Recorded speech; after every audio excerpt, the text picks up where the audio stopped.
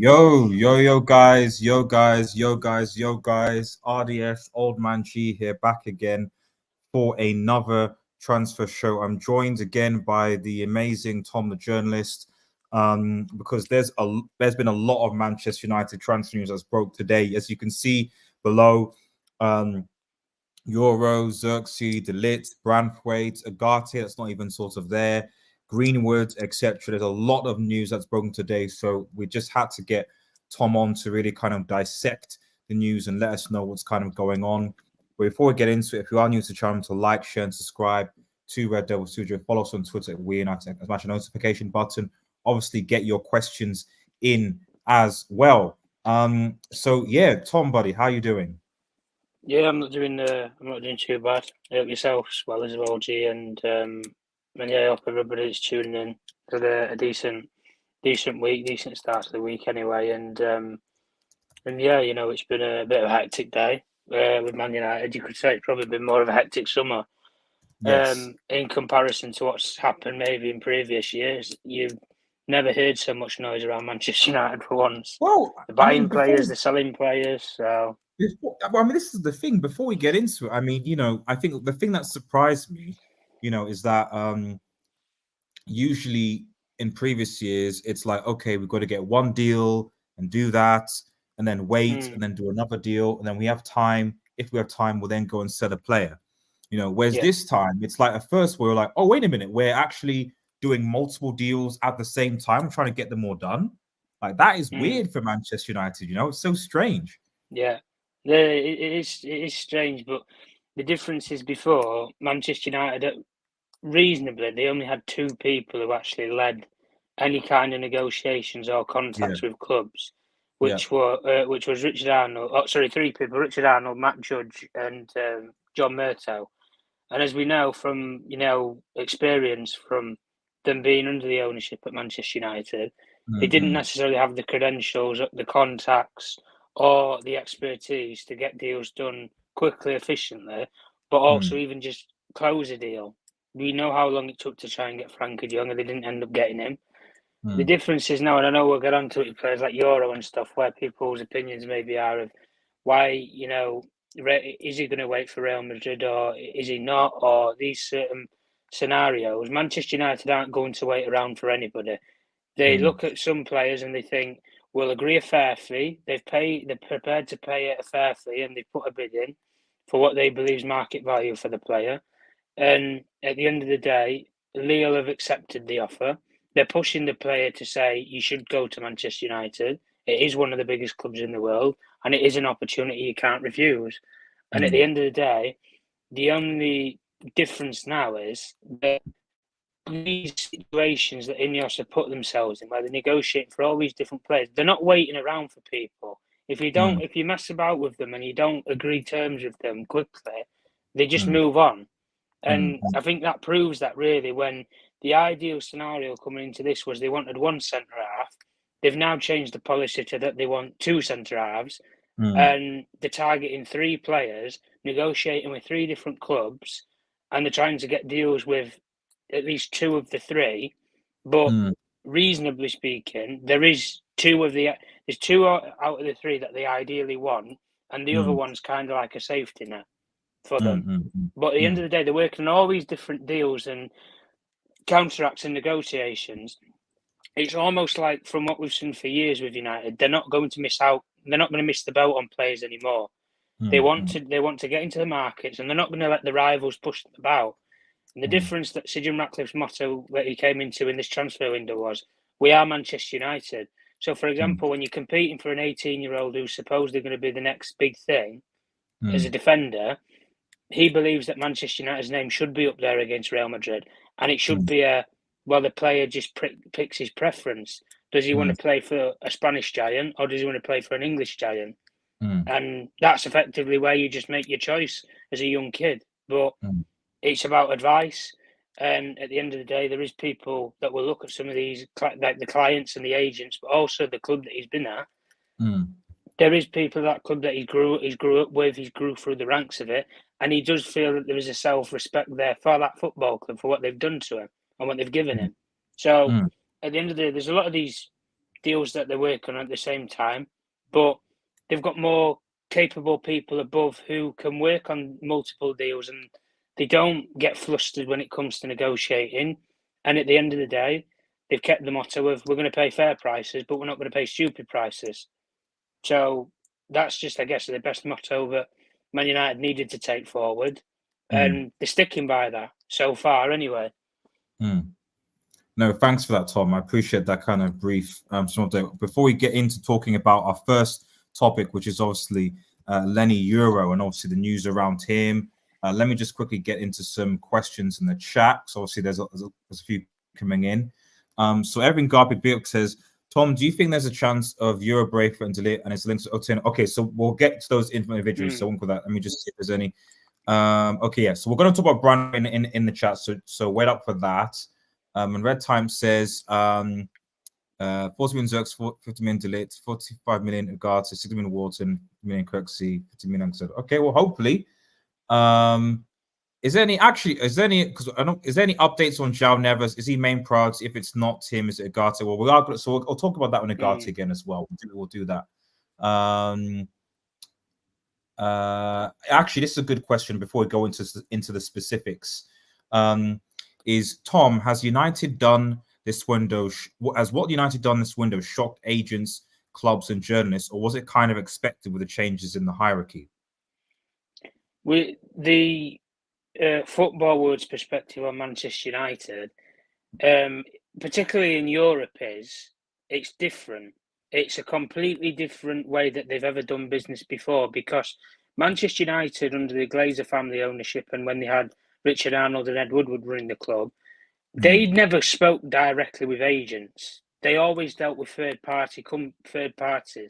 And what I mean by third parties, there's an intermediary. So then there might be a lawyer who then speaks to the agent, who then speaks to the client, and then feed information back up to the club. And that's why Manchester United's business was so slow, and that they couldn't get deals moving as fast as they can. Whereas now they have capable people like Omar Barada, for example, who is working within United's ranks. Dan Ashworth, who's got credible contacts within the British game, more or less, and also Europeanly. He's made connections over in Italy when they signed Tonali from AC Milan.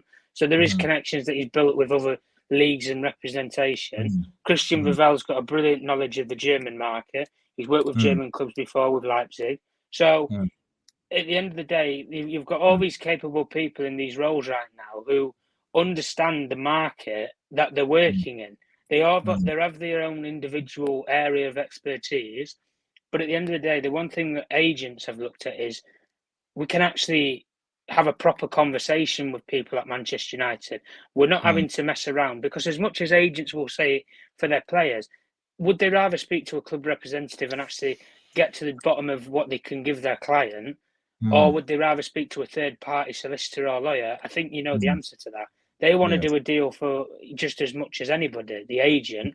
Other clubs look at Manchester United, in particular in Europe, and they think that they are serious. They're going about business very well. They're being respectful to a lot of the football clubs. They're not just going straight to players and saying, you know, we want you to come to Manchester United. They're being very respectful to football, to the clubs. For example, what we've just seen today with Leo, they've been very direct, very open with Leo. They've done negotiations within the last 24 hours, Jay, and they've agreed a deal. That's how fast that they've moved, and that's the good relationships that they're building with these clubs. And this can only grow future for the football club going forward when they want to buy more players from these clubs or these leagues. So at the end of the day, as much as people will say, is it expected now with the changes in the hierarchy? Yes, but the difference is, even if business isn't as good as it might be right now, when Manchester United want to sign a player from maybe one of these clubs, another hidden gem from one of these clubs in a couple of years' time, the relationships are already there. So deals are going to be a lot easier to do. You can negotiate with these clubs a lot better. And at the end of the day, the one thing United have always had, they've had a bad reputation when it comes to marketing and transfers of players. They always have done. They slow on deals. They don't thoroughly check players out properly. They don't have good relationships with other football clubs. And at the end of the day, it's broken down. And now you have people who do have relationships with other football clubs. They're putting their powers and their reputation into Manchester United, and suddenly they're changing the perception of United to the football community. So at the end of the day, it can only be a good thing in the present right now, which it is, because they've got so much progress going on with so many deals, but also for the future of the club, when they want to approach clubs for players, it's a good thing as well. But more so to the point, Manchester United, I always associated this with John Murtough anyway. He never had the connections in European football to make big deals go through. For example, instead of opening his phone book up and calling the directors of Barcelona and Joan Laporta directly to say we want to sign Frankie de Jong, he always made a personal, official meeting in Barcelona to go and meet the representatives of it, because he didn't have the connections to do so. And that's where I say a third party can connect that together so you can have a meeting in Barcelona. That's how it works. So at the end of the day, instead of doing that now, United are on the phone to these clubs. You don't agree a deal for someone like Lenny Yoro in 24 hours, and you've not had a meeting with any of the hierarchy. They've done it directly over the phone, emails, Zoom calls, whatever it is, and they've been direct and honest with these clubs. And at the end of the day, like I say, it can only be a positive thing for the future of the club going forward. Appreciate that, Tom. And speaking of Lenny Yoro, let's get into it, because obviously some chat are interested about Lenny Yoro. Obviously, the news coming out from Fabrizio, also and a few others, that United obviously had agreed the deal, their bid anyway, so it's been accepted. I think it was at 50 million euros, that or thereabout. Lille have agreed with it, and it's really just about the player. Can you just tell us a bit of information about how that sort of came about, and also what are the chances on, Lenny's sort of side of him actually sort of agreeing the deal? Yeah, okay. So in terms of the way Manchester United have structured it is, the ideal solution, I've been over this before, if they could have signed Jean-Claude Todibo at centre-back, it would have been a done deal and it would have penned up and signed right now. That was their main player that they wanted at centre-back this summer. Yeah. But they can't do it because of the UEFA restrictions, and the UEFA restrictions they haven't been able to overturn, and there has been that blocker on the deal completely. So it's a no starter. That's why Man United have pushed forward with so many different targets. So they put themselves in better positions if one of them. So putting it maybe a bit more bluntly, if one of the deals fucks up, they've always got somebody else that they can fall back on. And they can and they don't have to wait around and make meetings and connect with people and build relationships. They've already got somebody there that they can just move off to. The difference is now, when the Todibo deal fell completely on its arse and it was a no-go, Branthwaite is the player that they ideally want, because they like the profile of the player. They think he's going to be a very top player going forward with the club if they develop him in the right way. He's at the right age that they're marketing to buy players at, but also he gives you that versatility of he can play left back, he can play left-sided centre-back, he can play right-sided centre-back, he can slot into different defensive roles, where United have had so much problems, particularly last season, where they didn't have a naturally gifted left-back and they didn't have anybody who was left-footed in defence who could play left-back. So they kind of was screwed over and they didn't have any cover at all. At least next season, going into it, if you had Jarrad Branthwaite, he's gifted with both feet. You could personify him as being a right-footed player or a left-footed player. He's very good with both. If you wanted to play him at left-back, he wouldn't look like a spare tool. He would do a steady job. It's not his preferred position, but he can fill it in. And at the end of the day, that's the player that they want. They've gone to negotiations with Everton twice now, and they've put new bids in, and they've get rejected each time. The first time round, fair enough, 35 plus 5. They get a round package of 40. They've now gone 45 plus 5 to 50, and they've gone over it. Everton want minimum 60, and figures totaling up to about £70 million in add-ons. Manchester United have said, if you're not going to negotiate with us, we're not going to touch that price tag at all. So we'll come close to it, but we're not going to hit that barrier that you want unless you do a deal with us. We'll be reasonable, we'll be respectful, but we're not being mugged off. That's the difference. So while they're still trying to get the Branthwaite negotiations going, they've done pedal work in the background with Matthias de Ligt, who's a player that the club have always had their eye on for a couple of years now. They've been eyeing him up even before Erik ten Hag was the manager at Manchester United. He's been a player that's always been linked to them. They've always liked.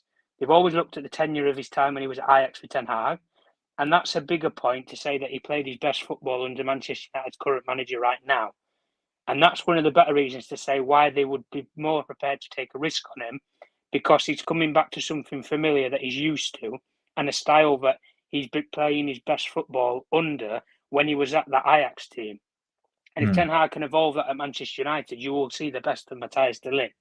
So they worked on that deal there, and then the Lenny Yoro deal has almost come out of nowhere based upon that they've got good negotiations with de Ligt. And what I was saying before, out of the three centre-backs, there's two centre-backs out of the three that they ideally want. And they ideally want Lenny Yoro, and they want Jarrad Branthwaite. The Branthwaite one is becoming problematic, so they've got a fallback option if it doesn't work out, and they'll go and get Matthijs de Ligt, who is prepared to come. Erik ten Hag would love him to come to Manchester United and reunite with him. Lenny Yoro is the player that they see as one you can't miss out on. He's one of those highlight young players who stands out from the rest in his league or for his country, and you just can't miss the boat out on them. They did this it would have been about 14, 13 years ago. There was a young Raphael Varane who was going to be the next best thing in France. And Manchester United lost out on him, ironically enough, to Real Madrid. Fergie went to his house and everything, they couldn't convince him. Lenny Yoro, the difference is now, Lille have accepted a bid for Manchester United. So the clubs, there's no negotiating. It's done. There's a fee agreed in mind. The fee is totals in and around 50 million euros. And the add-ons of the deal participate more towards which club he goes to. So the player is indication, before United had actually put any bidding for him, he wanted to go to Real Madrid because he always knew that was a club that was interested in him.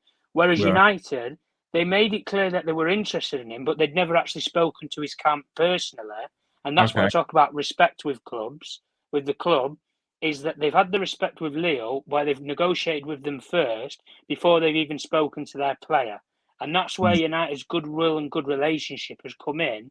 And now Lille have pushed to try and get their player, if you like, in Lenny Yoro, who has come through their ranks. They like the deal better with United because they've got an agreement price right now, whereas Madrid aren't prepared to match that price because they see it as the player wants to come to us. He's got 1 year left in his contract. We'll just give you the nod to say stay there and sign with us as a free agent next year. We'll save money. You'll come to the club that you want. Or he's got the choice now where he can leave now. He will get a pay rise in his contract. He will go to a big football club in Manchester United. And on par, if United can convince him to come based upon that he didn't know, they hadn't made contact with his camp personally until they've now agreed a fee. And as I understand it anyway, they are talking with his camp and they are discussing a contract with him. So by that means, when these reports are coming out to say that he wants to wait for Real Madrid, it's not true. He liked the Real Madrid option because it was the only club that had made personal contact with him. United, he knew they were interested in him, but they didn't make contact with him. That's the difference. So he's not going to waste his time, or his camp are going to waste the time fighting for somebody that's not actually done anything. The difference that United can say to him is, well, we've made our intentions clear. We want you. We've bid for you. We've agreed a fee for you. Real Madrid haven't done that. They've just said, wait for us. That's the difference. So with United's point now, Lenny Yoro's fees agreed. They just need to get the player on side to come to Manchester United. And Lille, in this negotiation, sort of a three-way solution, Lille are pushing the player to go to Manchester United. And from what I understand anyway with Lenny Yoro himself, he's got a very good connection and relationship with the president of Lille. So when he's been a young player and he's come through the ranks, they always knew he was going to be a top player. They've always rewarded him, G, and they've always taken care of him when he's been a young player through their system. So they want the best for the player as much as they do for their own club.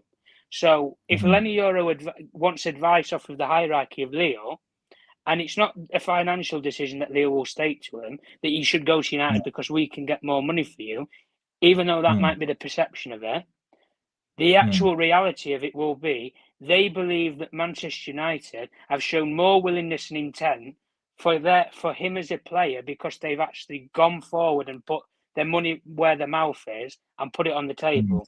Whereas Madrid have not done that for him. But the difference is, I compare this very much to how the Camavinga deal was 12 months ago, a couple of years ago with Manchester United. He had negotiations with United. He had Real Madrid in the back of his mind. They said, wait for us. It will, can you wait for us? You'll sign for free the following summer. In the end, Madrid bent over. They paid the fee that it took to get him out of Rennes. They got the player for £35 million. He's now a £100 million player without touch. And Lenny Yoro will probably be that same solution now.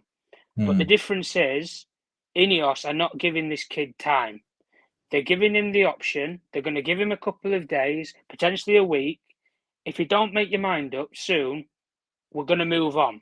And we will go for, say, Matthias de Ligt and Branthwaite if they can get those deals done. So the difference is, they're not putting pressure on him. They're just saying, there is a deadline. We will give you time, but we're not going to wait around forever. We've done everything we can to show our intentions are clear. If you want to sign with us, fine. Here's a contract. Here's our terms. What do you want to hear from us? What do you want from us? And I think the key point, G, to know if he's open to coming to Manchester United will be if he's come back to the table and say, this is my client's terms. And if they come back to that table, he's open to coming to Manchester United. And this Real Madrid thing is just a smoke screening bubble. Unless Madrid make their intentions clear and they put an offer in now. But my understanding with Real Madrid has always been they're not going to pay £50 million or upwards of €60 million, which was the asking price of Leo, for a player that has 1 year left in his contract. So it's give or take. It's up to the player. It's up to his agency now. They're going to have to discuss it personally. They've got a credible offer right now from a club that's made their intentions known in Man United. But they've also got maybe a super club in the background who's not made an offer for him, but have contacted his camp personally and said, will you wait for us? So it's give or take. But Manchester United aren't going to wait around forever. And that message that I said with Sir Jim Ratcliffe, where he says he wants to be on par with clubs like Real Madrid, I think this proves it. When he's prepared to go up against the odds, when you have a young player, G, and you have a couple of clubs in front of you, when Real Madrid's name is mentioned, it's going to spring alarm bells to a young kid like that. He believes Manchester United's name should have that same ringer to it. That's the difference. And I'll give Sir Jim Ratcliffe the case and Ineos the case for it right now. They've got balls because they're going up against the big boys for young players and young talent in Europe. Of course. And if they get the player, I think it's a very credible move that they've done. I don't disagree with that. Thank you for updating on us, and hopefully for everyone in the chat, hopefully that has clarified and given you a bit more information regarding Lenny Yoro. So I think that is definitely one to watch this space, and I wouldn't be surprised if tomorrow I'm live again with a done deal for Lenny, because this obviously deal looks like it's hot. Lenny Yoro, De Ligt, etc. I think, how much pressure does do you actually put on Everton to come to negotiate? Well, I mean, I think that's a nice kind of segue to talk about Branthwaite, because I think they're kind of linked, I suspect, in a way, in that, obviously, because we can't get deep anymore because of UEFA rules, we're now in a situation where we're looking at three centre-backs, Yoro, De Ligt, and obviously Branthwaite. And as it's been reported, I mean, I think it was today. I mean, actually, the first news story of today, I've even forgotten, was the fact that United put in a bid for Branthwaite, 45 million. And Everton rejected it because Everton said, "Hey, we value him like Maguire and Fofana, so we want 75-80 mil, which frankly I think is ridiculous." So I think going back to that question, does this negotiation would put pressure on Everton to come to the table? Because we know Everton have a lot of financial difficulties and issues, and they're wanting that, or are we in a situation where, Ineos are kind of like, listen, we can get Yoro, we can get De Ligt, see you later, bye-bye, and the Branthwaite deal really is likely to not really happen because Everton are not going to budge. What are your thoughts on Branthwaite, Tom? if they don't negotiate, they will miss the boat with Branthwaite. That's what Ineos have told them. You need to be reasonable with us. We understand that he's one of your best players in your team. We believe that he's your best player in your team. That's the stance from Ineos. They're being very open and honest with Everton during negotiations. But the difference is they're going through a bidding stage to try and get to a number where Everton are satisfied. Whereas with the Lenny Yoro deal, when they've managed to do it in 24 hours, the difference is the figure that Lille want in and around that region, United believe it's the correct value for that player. Whereas with Branthwaite, they don't believe he should be valued at £70 million, an all-in deal, give or take, if it's 60 plus 10 or 65 plus 5. They don't believe that he's valued at it. And at the end of the day, if they don't believe it's valued at it, they are going to pay what is a fair price in their eyes, a reasonable price, but also an acceptable price for the other club. That's the way that they want to do business, respectfully.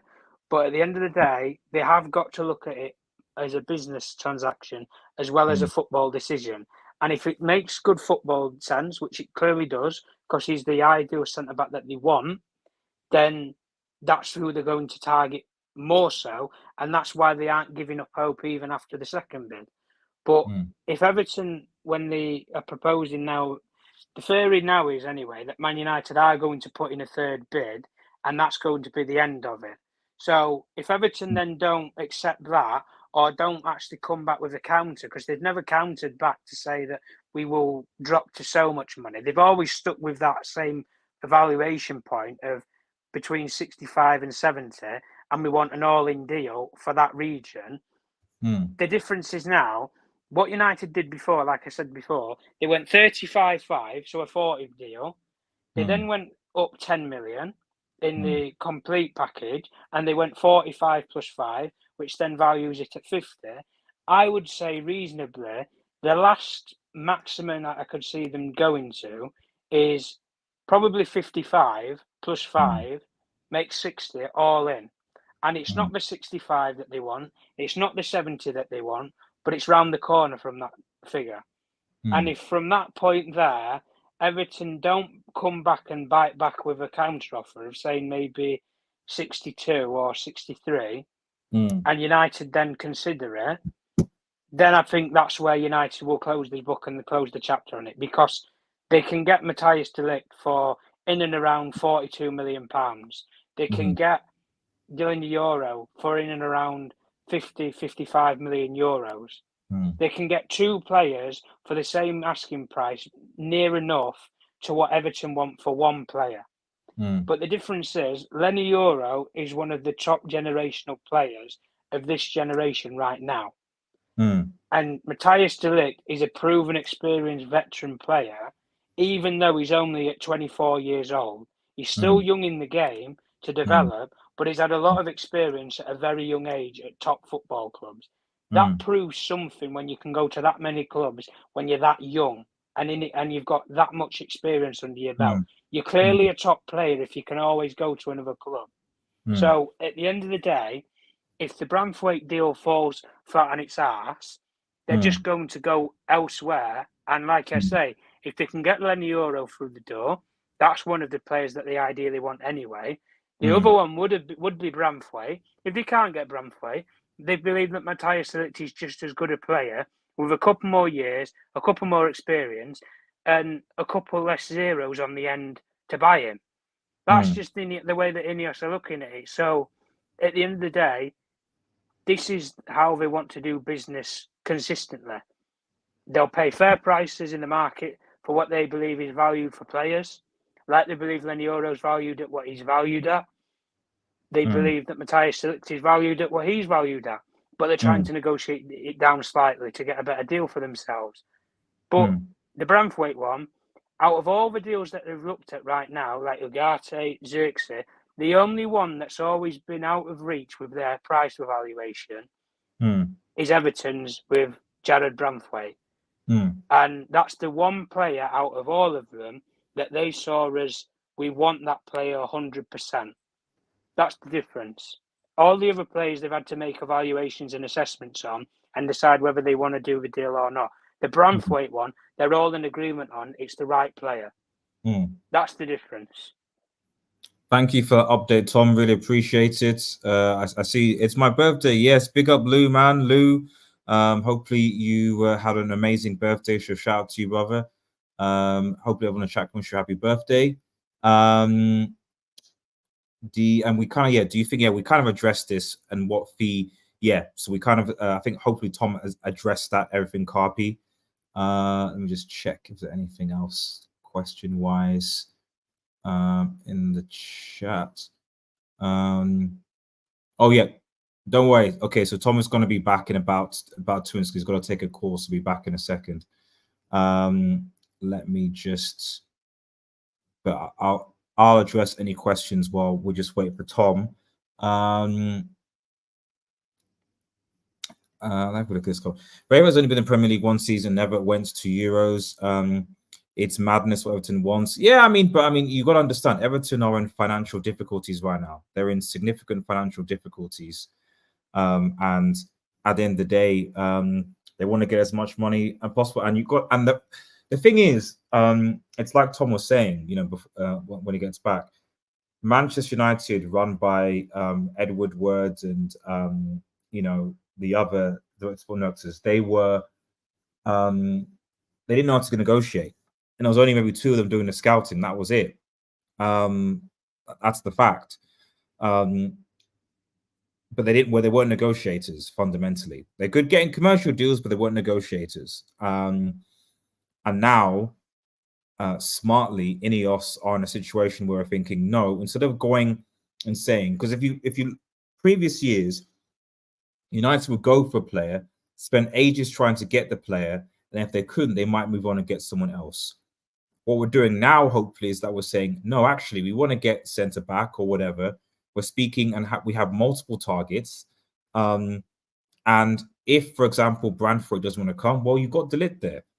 You've got Ligt and you've got Yoro. Boom, fine. Centre back situation solved. You by those 2, boom, problem solved. Move on, and then we can look at other areas of the field, which we're going to get into. Obviously, up top in Zirkzee, and I would, and then obviously midfield with ugarte. I think they'll talk about ugarte as well. And then on top of that, I think personally we need to get a left back. That's what I think. But those are my thoughts as we wait for Tom. So I said I'll let you know when Tom goes and we'll show. But you can feel free to ask me any questions or thoughts on United so far. Why is no one else fighting? It's presumably because Everton's fee is too high. Manchester United are the only ones that really can afford to pay 80 million for a player.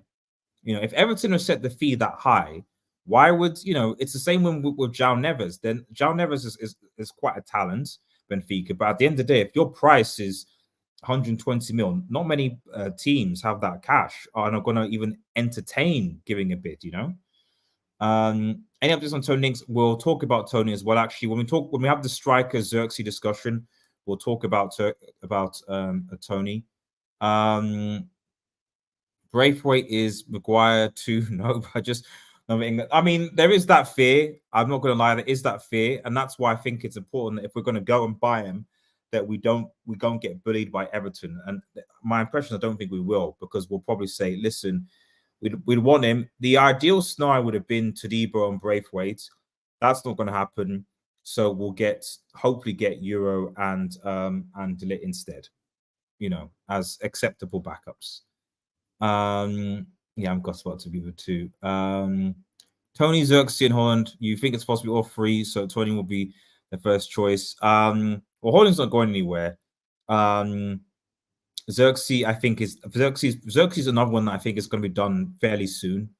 It's literally just a matter of time. With the likes of Zirkzee, I think that's really much a matter of time, really. So we're going to do that. But I do think that they want another striker. So because we shouldn't be. You got to remember, we let so many strikers go. Martial's gone. The only striker we have is Højlund. Really, we should be having at least 2, maybe even 3, but with one of them being a bit more adaptable. So I suspect that Zirkzee will be the adaptable one. that was a bit more flexible. Whereas Antonio and Højlund are the traditional number 9s. That's what I would anticipate, but I could be wrong. I don't know why United isn't going for Laporte. Is he? No, I don't think so. I don't think he's first class. I don't think he's first class. Laporte, I don't personally. Fabrizio, big up says, Alex, which 2 would you take out of those 3 centre backs? I mean, to be honest, I'll be honest. I've never really rated the Ligt. I've never really. So I actually wouldn't mind. I actually wouldn't mind. I would mind Branthwaite and what's this called again? Branthwaite and Yoro. I wouldn't mind those 2. I personally don't rate De Ligt that much, to be honest. I really, really don't. I don't. But if we get him and he's worked with Ten Hag before, hopefully it will work. Hopefully it will work. But if it's up to me, I would get Branthwaite and I would get Yoro. But like I said, I'm not adverse to De Ligt. It's just that my feeling of De Ligt is that this is a guy who was really, really hyped when he came from Ajax playing under Ten Hag. Juventus spent, what was it, 60, 70 million, I think, on this guy. He goes to Juventus, he goes to Italy, which is pretty much, defensive central when it comes to playing. And he kind of underwhelms there. He didn't really make an impact at Juve from what I could see. And if you're going to be a top defender, Serie A is the place to start. And then he gets sold to Bayern Munich. And I think he's done fine at Bayern Munich. I think it's been okay. But the fact that Bayern are willing to sell him just kind of shows you where he's at. So I have reservations with De Ligt. I would say that I have my reservations. Give me a second. I'll just check if Tom is back. Second. It's probably still on this call, so apologies, guys. Oh, big up Stephanie in the chat. Thank you so much, Stephanie. Really, really appreciate it. Big up, big up, big up. Thanking you so much. It's fine if preseason starting United doing the same things that you always do. New players. Oh, exactly. That's why we need to sign these players quickly. De Ligt is a class leader. Him and Martinez can dominate from Ajax. Yes, but for Netherlands, even assuming he's been a bit sketchy, I would say. At times, he has been a little bit sketchy. Sorry, 1 second. Let's have a quick look. Tom, I'd like to know. Yep, okay, we'll come back to this solo. So as we just wait for Tom. Yep, 7 likes. Get the likes up, guys. Get a like site. We're obviously providing the content. Please get the likes up as well. Really appreciate it. Let's have a look. Elias says, "Alias, come on, De Ligt is good." Well, I don't know how we know that. How do you know that Branthwaite is bad? I don't understand. How do you know that Branthwaite is bad? He's been solid for Everton. He's been solid. And then is it Duncan? Well, hopefully you have a happy birthday, buddy. Hopefully you have a birthday. I don't approve of the image or the name, but you have a good birthday, buddy. So to be honest, I can address this about something to Saudi. Oh, yeah, Tommy there? Yeah, I'm back now. Oh, awesome. Thanks, mate. Sorry about that. Is everything okay, by the way? Yeah, no, I just had a quick phone call in a and that's all. No worries, mate. Let me go back. I'll come back to Tom's situation. Let's have a look. Sorry, the Solo's question, I think. Come back to Solo's question. Are you coming to hang out after the stream? Probably not. I've got to go to sleep, but we'll see. I'm assuming HH is having a meltdown over Mbappe's fail, but we'll see what happens. Right. Let's quickly just sort of move on. There was some news just regarding Ugarte. Obviously, we're looking for a midfielder, him, and I guess we can talk a bit about Jal Neves in this, Tom. Have you heard anything regarding Ugarte? to United and how that's holding up, as well as obviously maybe Jao Neves as well? Is any interest in the midfield front? Yeah, Ugarte is the player that they've looked at in terms of the profile, and they think he best suits what they want as a defensive midfielder. They want somebody who effectively is going to do what Casemiro can do to a certain extent, read the pitch well, scan the game, good reader of the game, and can put in, ruthless tackles, be aggressive with players, and that sort of press resistance are there. But the one thing that Casemiro was never blessed with, and he wasn't born with, he wasn't born with ridiculous pace that he could run at people and be so direct with. The difference with Ugarte is you're getting a player who can do that. He can be direct. He can tag to players and almost stick to them like glue. It is almost like you're getting that hyperactive number 8 that you've wanted, but the difference is he can play the 6 role. That's the difference. So it more to the point, it leads more towards if Casemiro leaves, Ugarte is a player that they'd like to get to replace him. Okay. They want to try and cash in on Casemiro if they can, and get a decent chunk of money out of a deal for him. Saudi Arabian clubs have been in contact with Casemiro camp for the last couple of weeks now, trying to discuss terms with him over contracts. And the way that the PIF scheme works in Saudi Arabia is they negotiate terms with a player's camp. They then put them at whatever club that they feel is best suited out of the 4 PAF clubs, and then if the player agrees to go to that club, they go to that club. That's the way that the PAF Saudi Arabian football scheme works. If you sign for one of the 4 PAF clubs, so if they want to bring him to that league, that's the sort of way that the system's going to work. And Ugarte is a player that they would like ideally to replace him with, but they've discussed the price with PSG. They haven't completely started negotiations over actually trying to negotiate a deal for him, but they know what the valuation of the player is, and the contacts and relationships are there. As I said before about internally at Manchester United, Jean-Claude Blanc used to be a general manager inside PSG. So in terms of the organisation and the networking with Nasser Al Khalifa, he has a very good relationship with, and also who has been the chairman of the European Club Association in Nasser Al Khalifa. Jean-Claude Blanc also holds a very good relationship within UEFA's system as well. So the connections are there to do the deal if they want to and negotiate a good deal with Manchester United and PSG. But the difference is the valuation of £50 million that PSG would want for him. I think they paid £52 million. I think it was nearer to 60 million euros they paid for him. It was only last year that they ended up buying him from Sporting, but Man United don't see that as the prime price that they would accept. They don't believe that PSG are actually being realistic with that valuation. So if they do enter negotiations, they think they might get him closer to 40, maybe even as far down as 35 in their minds. Fine. That's good to know, Tom. Thank you so much. So I think that answers that question from you, Mo. So hopefully that helps your question. We will go to some of the players first because we sort of talk about a bit about Zirkzee and I think Tony as well. Euro will be interesting. Tom, do you know the budget for United if they land all their targets? Will FFP be a problem, or do they already know they will make the money back? Yeah. So how is it regarding finances of United, amount that they need to spend or they can spend, etc.? How is that looking, Tom? Or was it a question of getting sales?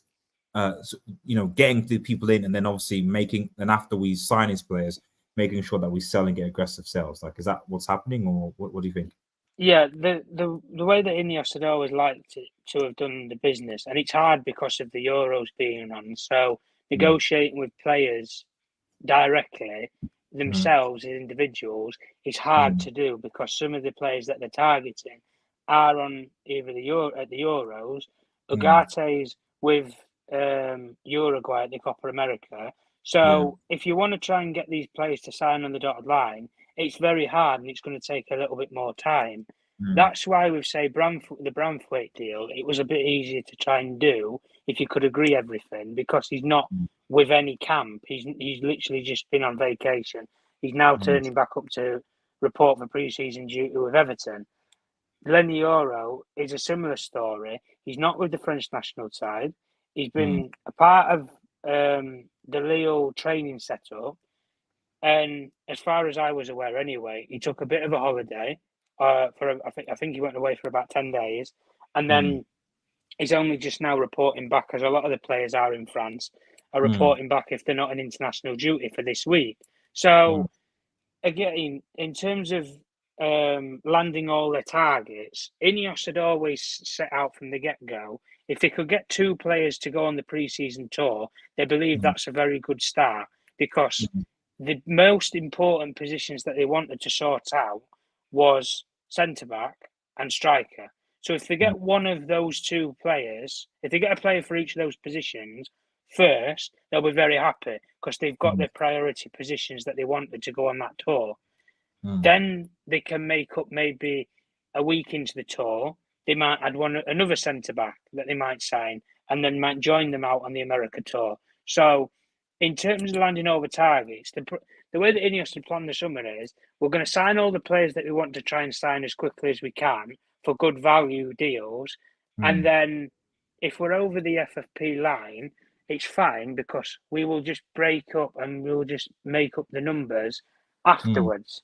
So if they're over the FFP line slightly, they're going to worry about that toward the end of the window, when they'll just sell players to then bring it back up to scratch. And I think it's a good thing that they've done the Mason Greenwood agreement with Marseille as early as they have done, because if all being well goes well with the whole deal, they will get a guarantee of 30 million euros for him, which, as a young player coming through the academy, as he is, they don't have to pay any market value on profit and loss. It's straight profits onto the books. So 30 million euros is a very good deal to do for a young player who maybe isn't going to be part of your club going forward. You're in the sort of sphere that Chelsea have done for so many times with their young players. City have started to up it now with a couple of their young players. If they can get decent money out in the market for them, so it complies with FFP, they're going to do it. And Man United have looked into that market, and they think that it's one of the better deals that they can do to sell a player. So that's why it's an easy deal to do.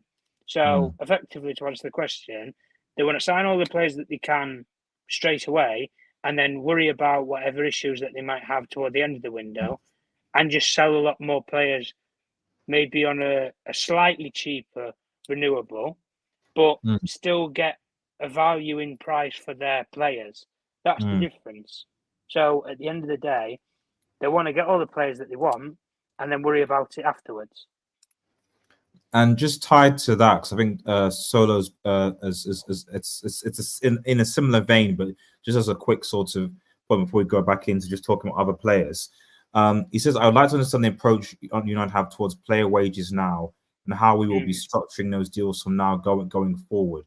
So has there been a change regarding when we offer players deals, what the wage structure is, how that is? And in terms of the profile of players that they're going for, they're targeting players who predominantly, it's going to be like their first main contract that they're going to get. So, for example, with Jarrad Branthwaite, when he's been at Everton, he's been under the same contract, where I can't remember the actual figures that he's on, but let's just, in hindsight, just for sake of it, say he's on £50,000. That's his first ever senior contract. But if he does take a step up to a bigger football club, say like Manchester United, people will perceive that as that's his first main long-term contract that he'll sign, because he probably will sign 4 years plus. So if you sign players up on that figure, because it's their first contract at the club, you get a better deal for those players. Rather than signing a player that might be, say, 28 years old, he's had already a couple of contracts already, so he's already established wide commands, say, £250,000, £300,000 a week.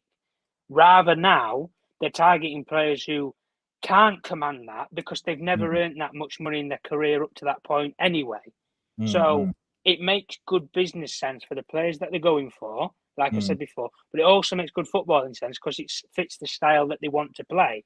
So the approach towards player wages now is Manchester United don't want to break the mould of paying over £200,000 for a player per contract. Matthias de Ligt, without the way that deal works, he's on more than £200,000 at Bayern Munich right now. But if he was to come to Manchester United, he's prepared to take a pay cut in the region, so he drops to 190,000, maybe even lesser than that, to come to Manchester United. That's the way that they're trying to structure it with players. So at the end of the day, the days of the agents run football, the Manchester United through third parties, is over. You have to deal with Man United directly on numbers, and it's not an easy thing when you're not used to doing that with Manchester United. It's completely new for agents. Some of them are taking it quite well, like the Kia Jongerson's doing, for example, with Joshua Zirkzee. He's got a very good relationship with people at United. But then on another deal, you have sorry again. It's which player is it again now? There's that many players for it. Matthias Licht's agent, for example, sorry. Whenever he's dealt with when he dealt with Juventus and Bayern Munich in transferring them from club to club, he'd always commanded £250,000 as a start-up fee. And then they try and work in and around that figure, whether they can get more or they get maybe a little bit less. But they always want over 200,000. The difference is now, De Ligt personally will take a pay cut, but the agent's trying to negotiate it so that he doesn't have to. That's the difference. So going forward, they're structuring deals to try and fit into a £200,000 wage cap, unless they want to sign a super player who might be out of the age bracket that they're targeting, who might be, say, 26, 27 years old. But if they are worth paying £250,000 to, because of what they're going to bring to the team, they'll go and sign that player and they'll give them the wages that they should command. That's the difference. But from what I've heard anyway, with Joshua Zirkzee, he's not going to command over £200,000 a week. I've already said that De Ligt would take a pay cut to come to United below that the £200,000 pay cut wage structure. The same thing with Jarrad Branthwaite. It's not going to ask for over that figure. The same thing with Lenny Yoro. His figures and fees, as far as I was aware, was in the region if he wants to get over 100,000. I don't think he even makes more than 20,000 euros a week at Lille, and he's only 18 years old. So he's going to 5 times what he would already earn at his own club right now, and he's only 18. That's the difference. But the players that they're targeting, it fits what they want to do with the wage structure. When you sign more experienced players, this is how football wages and agents work. The more experienced you are in the game, the more contracts you have over your belt, that's how your agent uses that to command those wages when you sign for a new club. So if you've earned 250,000 previously, they will go to a new football club and say, well, he's earned this before. He's commanded that wage before. He should command that wage now because nothing's changed. That's how agents structure it, and that's how they get better deals for their clients. The difference is now these agents don't really have much leverage with these clients because they're new to their agency, or they can't negotiate anything else because what could Lenny Yoro's agent really say to him? Well, he's only ever earned €20,000 a week, so he should command £250,000 a week. It's not going to happen. They can't justify it. So it makes better sense now with the targeting structures that they're going for in terms of the wages. Thank you for that, Tom, man. I appreciate it. And big up to them again, guys. 41 people. Come on, let's get to at least 40 likes, man. There's 41 people watching.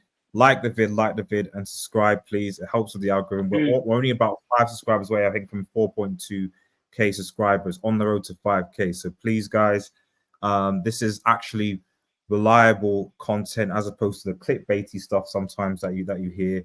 Please support the channel. I really appreciate it. So 16-year-old who scored the one goal. I mean, that would be great, but I think Barcelona will be quick to put a £100 million release clause on that as a to stay away. Definitely. Let's quickly move on. Just with some other things that were popping around. So obviously Zirkzee, Tony, and others. So any updates regarding like the first two, and maybe any other additional players United are linked with, Tom? Yeah, so in terms of Joshua Zirkzee, they've made it very clear to his camp. Erik ten Hag has used his own personal connections and he's managed to speak to the player personally, as far as I understand. There's a very good bond and relationship between the player and potentially his new manager. So, in terms of him being persuaded to come United, he didn't need persuading because he was happy to come anyway. But from what he's heard with the conversations with Erik ten Hag, personally and directly, he's very much on board to come to Manchester United if he wasn't before, which he was anyway. So, in terms of now with the club, the two clubs, Manchester United have made it very clear to Bologna, we are happy to pay your £34 million release clause of him and we'll activate it. But we're discussing internally as a club whether we want to activate it now or we want to come to you and negotiate and try and maybe get slightly lower than that valuation price that you've set at the release clause price. And Bologna have effectively said, you've gone about it the right way. You contacted us first. Again, like I was saying with Lenny Yoro, you contacted us as a club first. You've been very open and honest about what you actually want to do and that you're prepared to trigger a clause and everything. You can speak to the players' camp. We have no problems with that at all. Speak to him directly, agree terms with him, do whatever you want to do, so long as you're going to meet in and around our asking price, or you just be open and transparent with us. And that's where United are getting a good reception and a good reputation in the football world again now, because they are doing deals not only correct, they're doing deals correctly, but they're doing it respectfully. And that's the way that a football club should be run, under integrity and respect. So at the end of the day, Bologna now look at it and think, well, they've been very respectful, they've been very open and honest and transparent with us. Yeah, we will negotiate with you if you want to come down the price, so long as it's near to £34 million.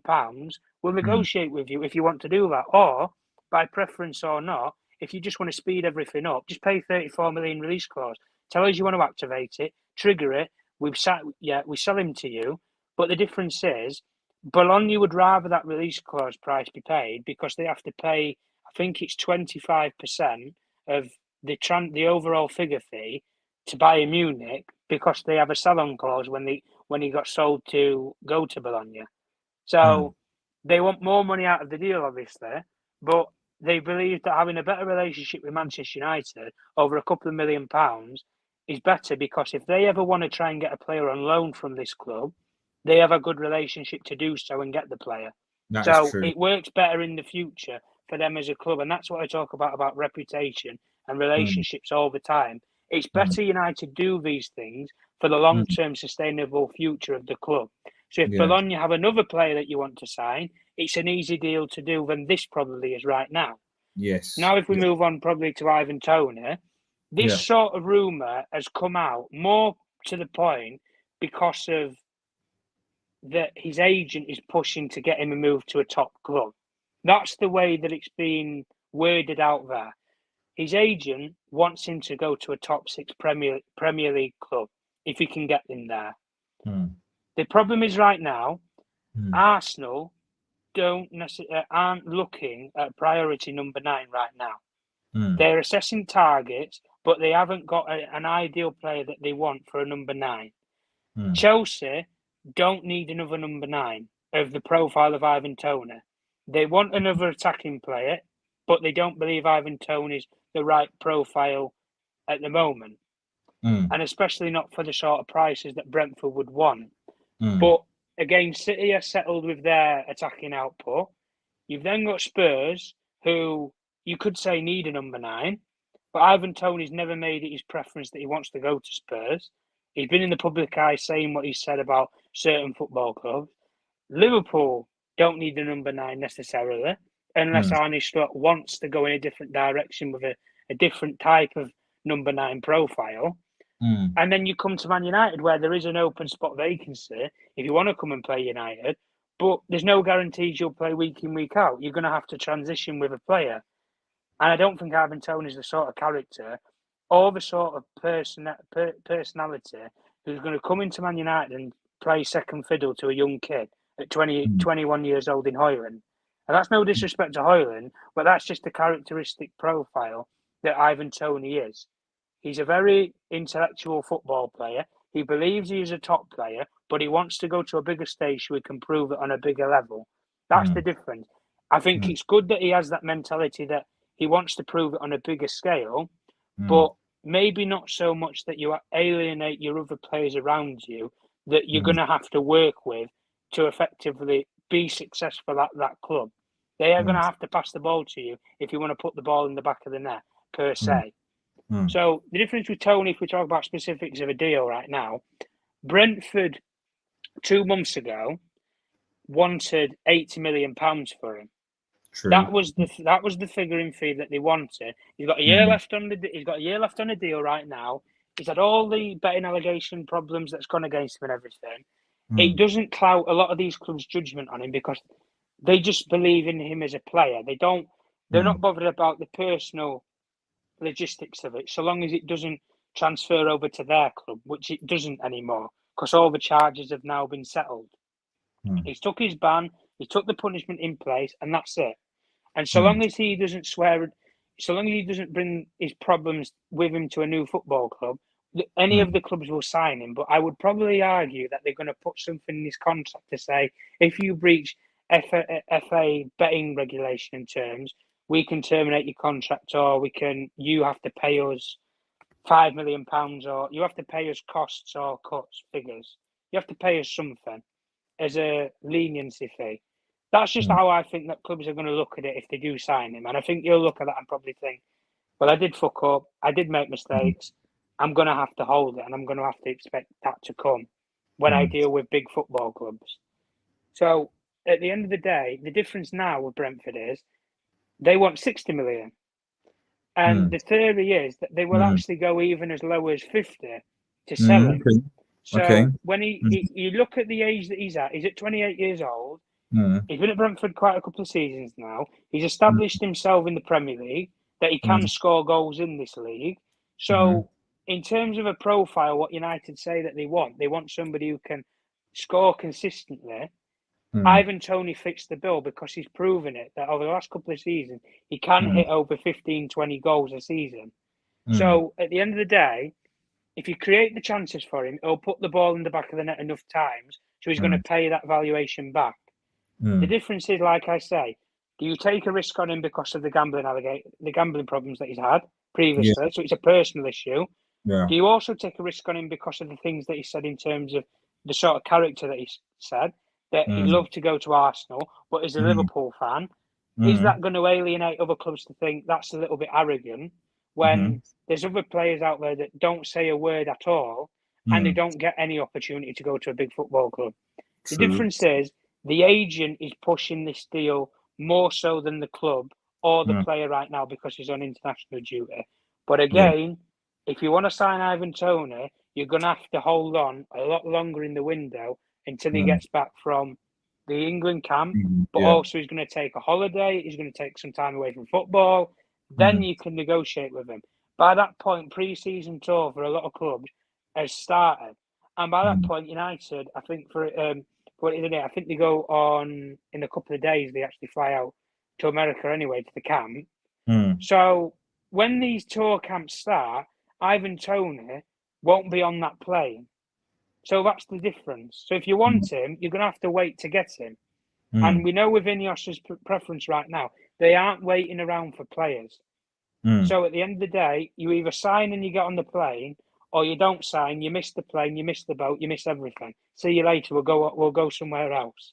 So out of all of it, Zirkzee is the one that they want. And if I put my neck on my line out of my own personal opinion, I think they will sign Joshua Zirkzee as soon as the Euros is complete.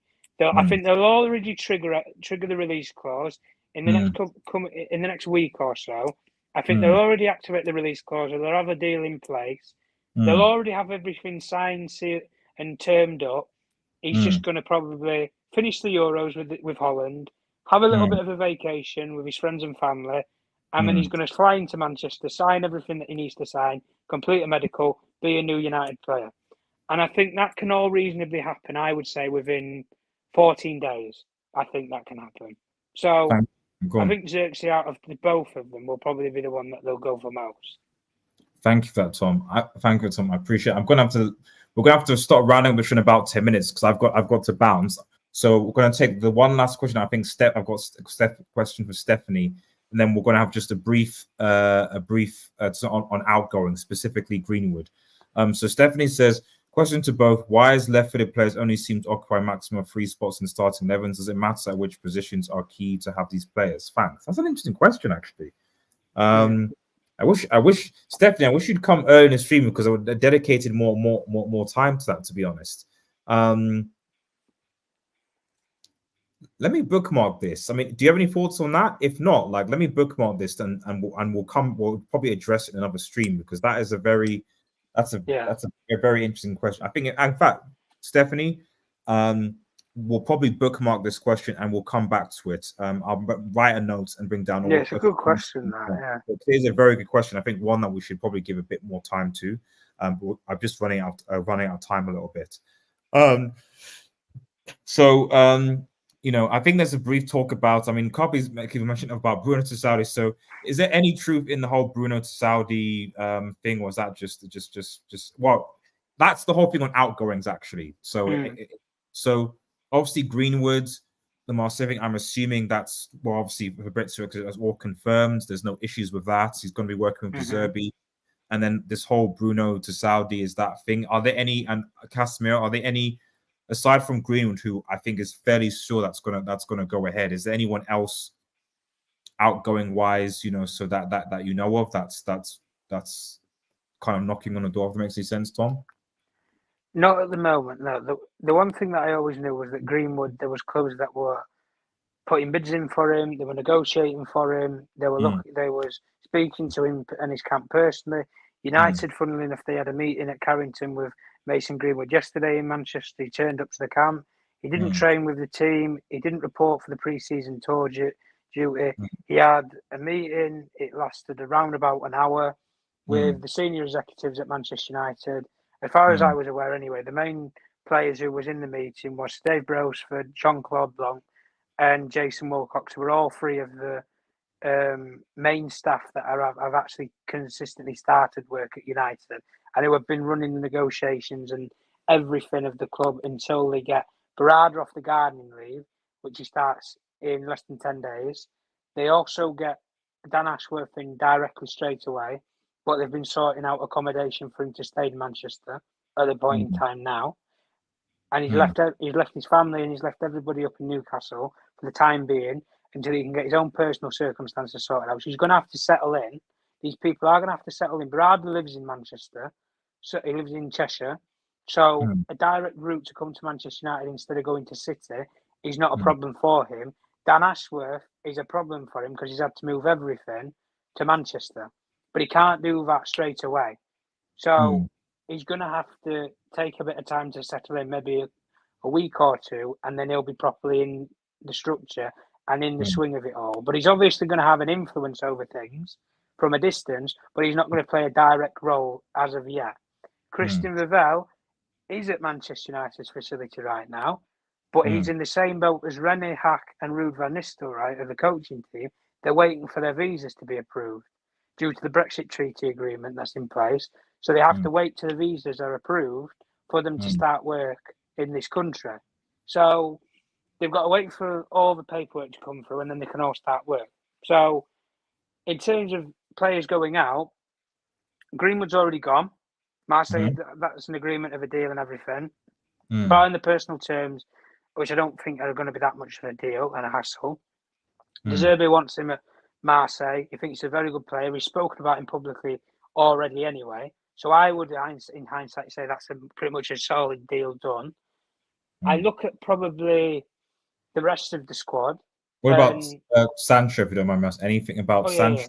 Juventus or something like that? Not at the moment. No, the rumours that came out of Italy, it would have been 2 days ago, was that Juventus were happy to entertain a swap deal for Federico Chiesa. But as far as I was aware, when I spoke to a couple of colleagues who work over in Italy, it's all very much like Juventus aren't wanting to do a swap deal, but they also don't want to pay in and around £45 million, £40 million for Sancho because they can't afford it. So there's kind of a little bit of a treaty to say, well, journalists in Italy can use that almost to sell a story to say, well, if you can't afford it, you can always trade a player, which brings value to a deal. That's the best way that Italy normally spin these sort of deals and stories. Man United did it a couple of years ago when they were going to swap Romelu Lukaku for Paulo Dybala, if you remember that story and that deal from a couple of years ago, because they didn't have the money to buy Lukaku. So they put a player in the deal that United liked and that were prepared to accept, and then they were going to pay a smaller chunk fee of, say, £15 million. But because United wanted 25 and they wanted Paulo Dybala as well, Juventus pulled out of the whole thing and it all collapsed. So nobody got what they wanted. So that's kind of where it's been spun there. But with Sancho, there is no negotiation for him right now. Like I've already said before, Dortmund have given United the same loan terms, but they'll give him Man United for the full season. But they can't afford to buy him at the price that United want. And they're not. And Man United aren't budging on that price. They want £45 million in and around that figure.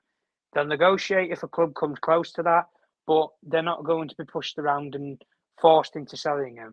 So, like with the Mason Greenwood deal, they've marketed him quite well. They had a lot of clubs interested in him. Roma, Juventus, Napoli, you had Marseille.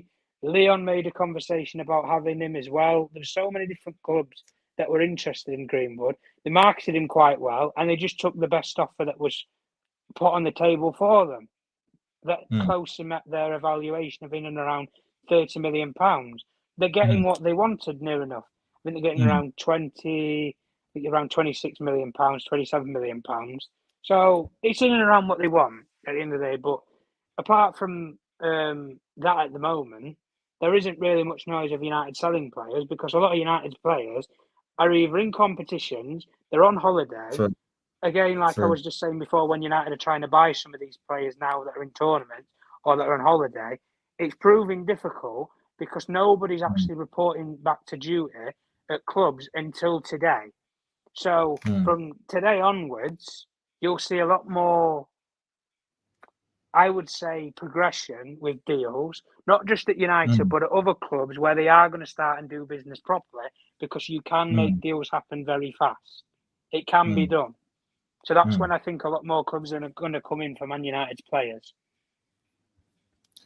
Thank you for that, Tom. I really, really appreciate it. And say apologies, everyone. Now after the bounce, just I've got to get to sleep. It's past midnight here in the UK, and I've got work very early in the morning. Tom, thank you so much for giving us an update. There was obviously a lot of news, a lot to cover. There's a lot of stuff obviously going. Big up, bro. Hit the like button on the way up. If you've not done so to support the game. Thank you so much, Rob. And please, guys. We're not that many subscribers away from 4.2K, and I would ideally like to even reach 5K by the end of the year. This is obviously going to be a busy transfer season. I will obviously be trying to post out videos and shorts regarding the transfer news regarding Manchester United. Tom, obviously, make sure you follow Tom on @TomJournalist1 on Twitter as well. Good friend of mine, and obviously reliable guy as well. Who's obviously there are not that many what I would call hardworking, honest journalists out there, quite frankly. So aside from the goats of Ornstein and Fabrizio, they're not that many journalists that not only take their time out to actually address your questions, guys, but also are actually reliable, honest when they know, and honest when they don't know. And Tom is definitely one of those guys. And so I really really appreciate Tom you coming on and taking your time to do this as well. Yeah, that's fine. Guys appreciate him as well. So yeah, guys, thanks everyone for watching. Really appreciate it. Take care and peace out.